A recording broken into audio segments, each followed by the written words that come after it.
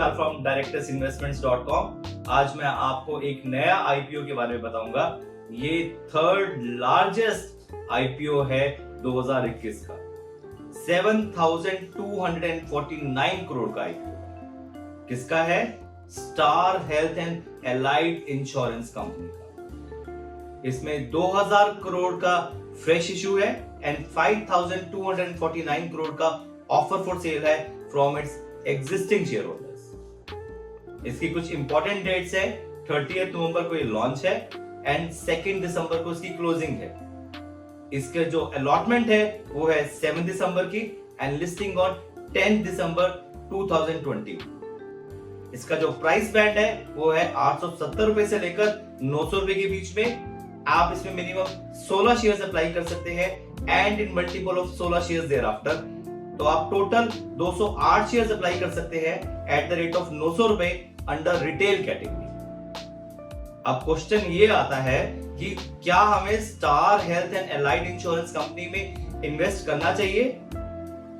ये एक वीडियो में बनाया है। इस वीडियो में कुछ इंपॉर्टेंट डिटेल्स मेंशन की हैं अबाउट स्टार हेल्थ। उनको पढ़िए and then apply for this IPO. Star health and allied insurance एक चेन्नई बेस्ड इंश्योरेंस कंपनी है। इस कंपनी का जो मार्केट शेयर है इंश्योरेंस में, आप सुन के हैरान हो जाएंगे, it's more than 15% in India in only the insurance part. कुछ सरप्राइजिंग फिगर्स हैं। इन्होंने फाइनेंशियल ईयर 2020-21 में 2 करोड़ से भी ज्यादा लोगों को इंश्योर किया है। इनका जो हॉस्पिटल नेटवर्क है for health insurance is around 10,870 hospitals covered. तो इसका मतलब स्मॉल सिटीज के छोटे हॉस्पिटल्स भी कवर्ड है इसमें। इसका जो प्रेजेंस है वो 25 स्टेट्स में है एंड 5 यूनियन टेरिटरीज में है। राकेश झुनझुनवाला जी ने इस कंपनी के अंदर 15% का स्टेक लिया हुआ है एंड यूड बी सरप्राइज्ड, वो अपना स्टेक नहीं बेच रहे हैं इस ऑफर फॉर सेल में।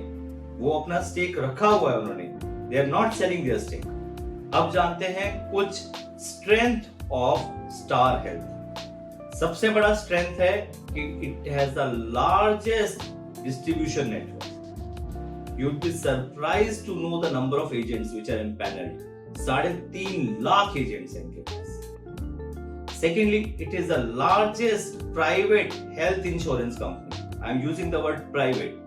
It is the largest. साथ में कंपनी का रिटेल हेल्थ इंश्योरेंस में बहुत बड़ा होल्ड है। Approximately 89.3% of the revenue comes from the health insurance.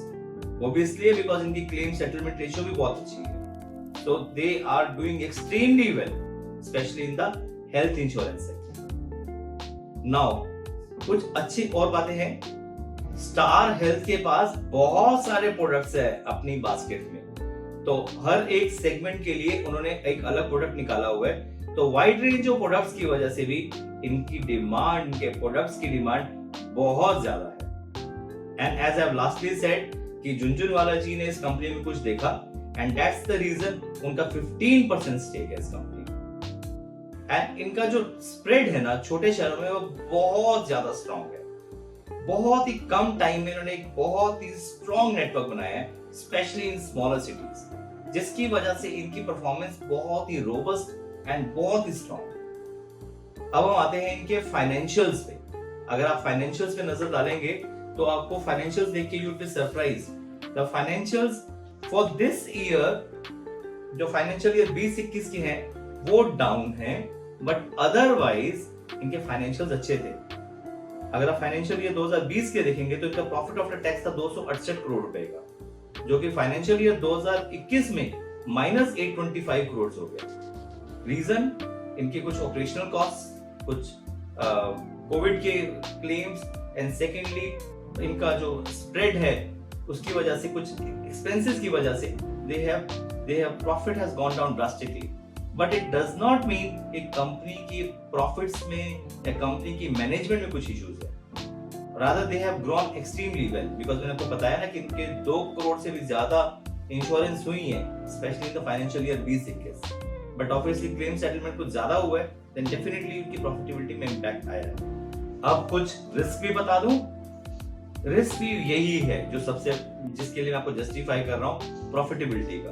इनका प्रॉफिटेबल बिजनेस था जो कि एकदम डाउन होके नेगेटिव में चला गया। डेफिनेटली कोरोना का एक बहुत बड़ा इम्पैक्ट था, बट क्या ये सस्टेन कर पाएंगे इस साल, ये अभी नहीं पता है। How it works out we don't know, but things looks promising for star in this financial year.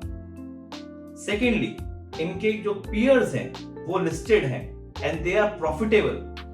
Even during the corona times also they were profitable. तो वो कहीं ना कहीं रिस्क फैक्टर है कि क्या कुछ और रीजन से जिसकी वजह से इनका एक्सपेंसेस हुए और ये इनका नेगेटिव गया इस साल के लिए। अब कौन कौन से कंपनीज है जो कि लिस्टेड है? एक तो आईसीआईसीआई लैम्बॉर्ड लिस्टेड है and it's profitable, and secondly है New India insurance company, that is also listed and that is also doing well. So overall मैंने आपको बताया कि ये जो कंसेप्ट है, वो जो रिस्क फैक्टर्स है, वो कहीं ना कहीं प्रॉफिट से रिलेटेड ही है। ये कंपनी जो पैसा रेज कर रही है, इतना सारा पैसा, ये क्या करेगी? They just want to increase their capital base. हाँ, और साथ में कुछ डेट्स है, उनको ये पे ऑफ करना चाहते हैं।